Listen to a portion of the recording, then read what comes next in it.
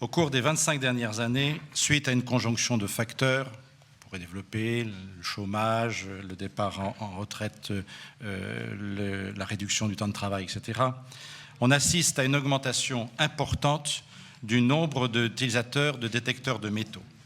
Selon les chiffres donnés par les détecteuristes eux-mêmes, il serait en France au moins 100 000. Selon les mêmes sources, depuis 2011, sont vendus annuellement entre 10 et 15 000 détecteurs de plus en plus performants. Ces faits mettent en relief la vitalité économique du marché et expliquent la multiplication des points de vente sur le territoire.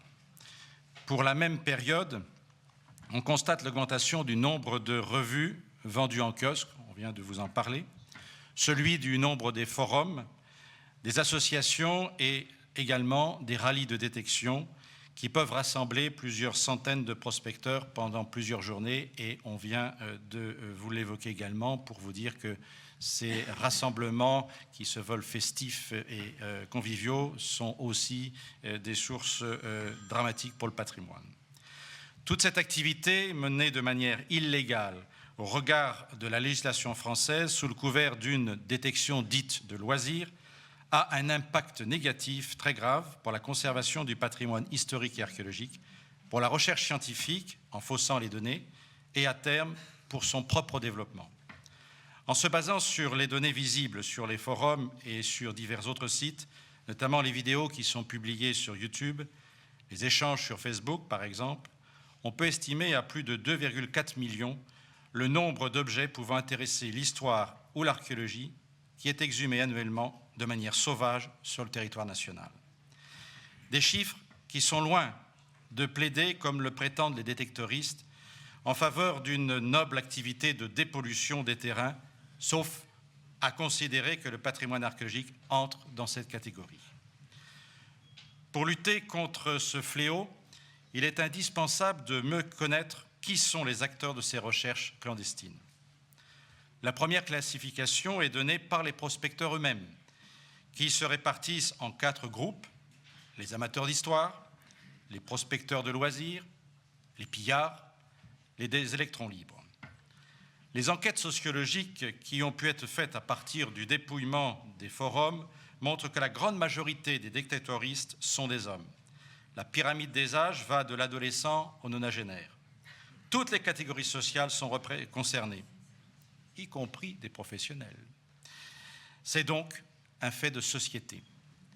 Cette activité de prospection peut être pratiquée pour certains plusieurs fois par semaine et pendant de nombreuses heures, devenant une véritable activité professionnelle assimilable au regard du Code du travail à du travail dissimulé, dans la mesure où celui-ci peut apporter un profit qui est équivalent à un salaire. Il est en effet avéré qu'une partie importante des prospecteurs font commerce de leurs trouvailles, comme l'attestent les très nombreuses annonces de vente sur les sites en ligne, par exemple eBay, Le Bon Coin, notamment, mais aussi les participants aux bourses numismatiques, aux salons de collection, aux vide-greniers, etc. Face à cette situation, l'État se voit dans l'obligation de renforcer son action d'abord pédagogique et de sensibilisation en allant à la rencontre des usagers, des associations de défense du patrimoine, pour expliquer ce que sous-tend l'acte de fouille archéologique. Les Journées nationales de l'archéologie et les Journées européennes du patrimoine sont d'excellents moments pour les échanges avec le public. Il reste d'actualité de rappeler que fouiller, c'est détruire. C'est la raison pour laquelle l'autorisation de fouille est toujours subordonnée à l'expertise d'un projet scientifique par les services de l'État, les DRAC et SERA, et les membres des commissions territoriales de la recherche archéologique. Rien à voir donc avec un creusement sauvage dont la seule légitimité est un bruit discriminé ou pas, produit par un détecteur de métaux. Le message pédagogique doit aussi insister sur le fait que l'acte de fouille impose un savoir-faire et donc une formation initiale et permanente. Il ne semble pas inutile de rappeler également que pour l'archéologue, la moindre trouvaille faite dans le cadre d'une fouille archéologique peut être considérée comme un trésor, dans la mesure où ce qui en fait son intérêt et qui manque toujours lorsqu'il est découvert lors d'une prospection avec détecteur de métaux est ce que l'on appelle le contexte archéologique. Un contexte qui en fait sa véritable carte d'identité et sa valeur scientifique.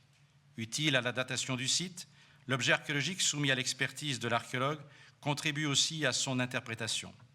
Privé de ses références stratigraphiques, l'objet perd cette dimension scientifique et en grande partie sa valeur patrimoniale pour ne conserver qu'une simple valeur marchande.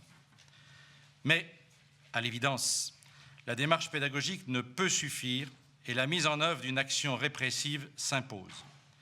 Les ministères de la Culture et de la Justice sont désormais étroitement associés pour mener une action commune qui conduit à la réalisation sur le territoire national, à terre et dans les eaux territoriales, à des enquêtes menées par les services des douanes, de la gendarmerie et de la police nationale.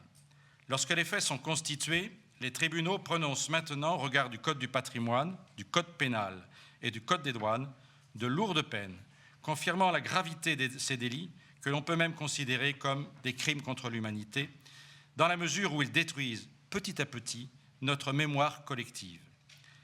La répression reste pour l'heure malheureusement nécessaire pour tenter d'endiguer ces pratiques clandestines qui génèrent un marché noir des antiquités et qui rejoignent souvent le trafic international des biens culturels archéologiques.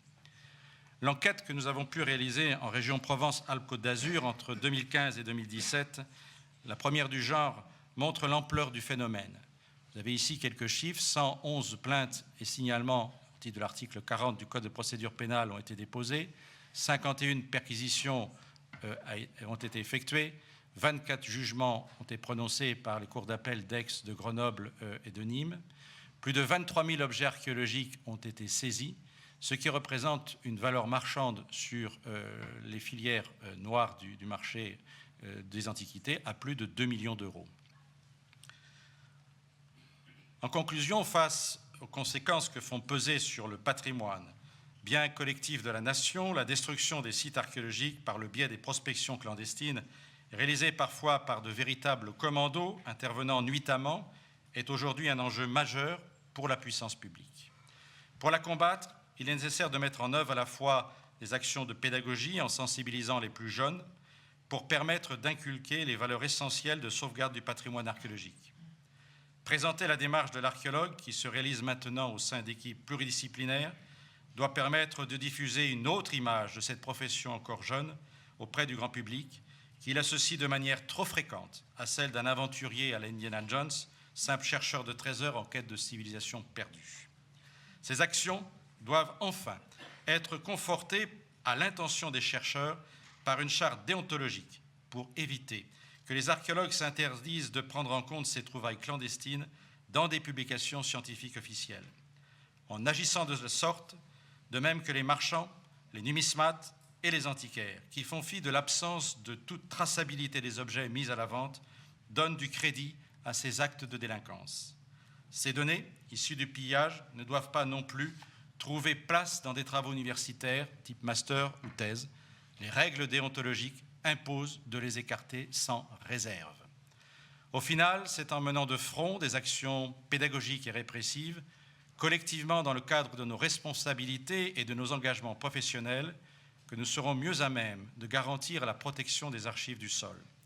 C'est à cette ambition collective que nous devons nous consacrer pour éviter que, sous le prétexte fallacieux d'une activité de loisir, des éléments importants de notre mémoire partagée ne s'effacent et privent les futures générations d'une partie de leur histoire.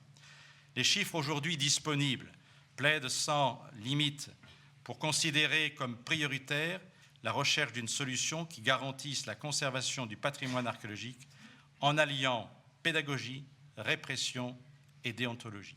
Je vous remercie.